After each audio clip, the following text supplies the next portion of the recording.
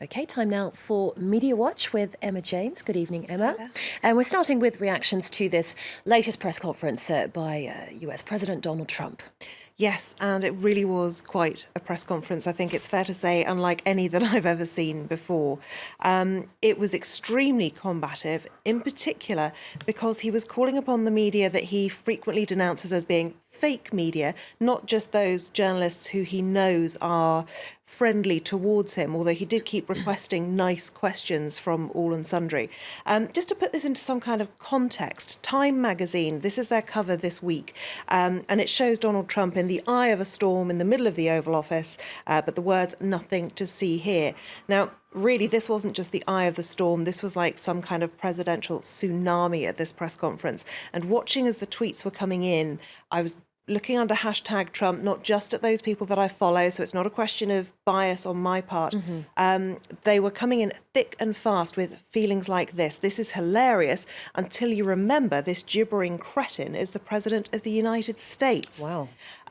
Lots of comments like that. Trump is self-immolating in front of the entire world. Lots of people questioning his mental health as they were watching him ranting and really behaving in quite a bizarre fashion. Because it was a very rambling press conference, wasn't it? It was very strange indeed. Michael Tirade is ordinarily a cartoonist. This time he's letting his words speak for him. That news conference was more ludicrous than an episode of Saturday Night Live. We can only imagine what they're going to do this weekend. No doubt mocking that particular press conference.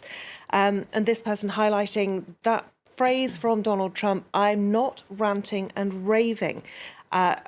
A lot of people beg to differ. David Chazen, though, a journalist here in Paris, has a slightly more nuanced take on it.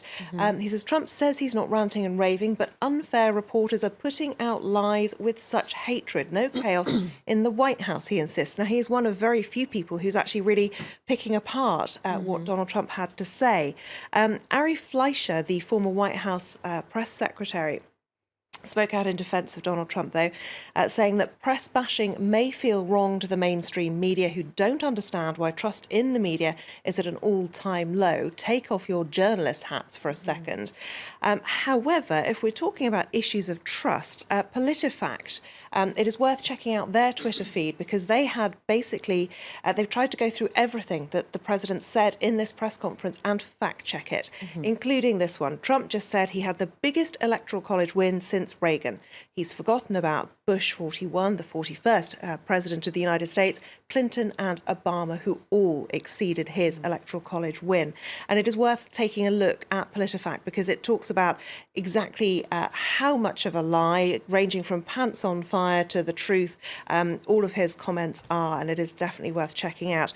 Now, if you didn't see it and you want to judge it for yourself, New York Times has got the full video and the full transcript on its website. So if you want to check it out for yourself, if you think maybe people are exaggerating about it, do take a look. It is enlightening stuff. Well, some journalists feel that the press at that meeting were really playing into the hands of the president. What are they saying? Yes, it is an interesting one, that, because how do reporters handle it when they have the President of the United States in front of them, berating them, telling them that they are working for fake news? It is something that a lot of people are asking questions about in the industry as a whole. Glenn Thrush, who works for the New York Times, said the story is not the press conference. It isn't his attack on the press. It is the fact that Trump has no problem with Michael Flynn, the recently resigned national security advisor, talking sanctions with Russia, because Donald Trump said that he didn't have a problem with what Flynn had done. He felt that it had been turned into something by the media and that Flynn actually had done nothing wrong, which does rather pose the question, why did he feel the need to ask him to resign? Anthony DeRosa from BuzzFeed says the media making everything about the media is making this very easy for Trump. Most of America doesn't care about the media's martyrdom. And it is this trick that Donald Trump plays all the time, a misdirect or a redirect, like having the beautiful magician's assistant. She distracts attention while they can then carry out their sleight of hand. And he did talk about how he expected the press to react to this press conference, and some of the headlines are fitting in with his kind of predictions. The New York Post says Trump goes on a marathon rant against the media. Raw Story has this headline: Trump just gave a weapons-grade crazy press conference. Here are the 7 most insane moments. Now, the first one that they talk about is that Trump says that while the leaks coming out of his administration are real, the news stories being written about them are still fake news. It is one of those contradictions. Someone asked him to clarify. The clarification didn't make any more sense than the original comment. They also talk in this article about the fact that WikiLeaks never, he said, WikiLeaks never leaked classified information. Simply not true.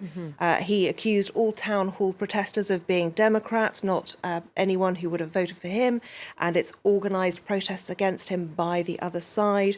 And one other bizarre moment that the Washington Post has highlighted, he was talking to a black reporter who asked a question, and he then said about the Black Caucus, are they friends of yours? Can you set up a meeting?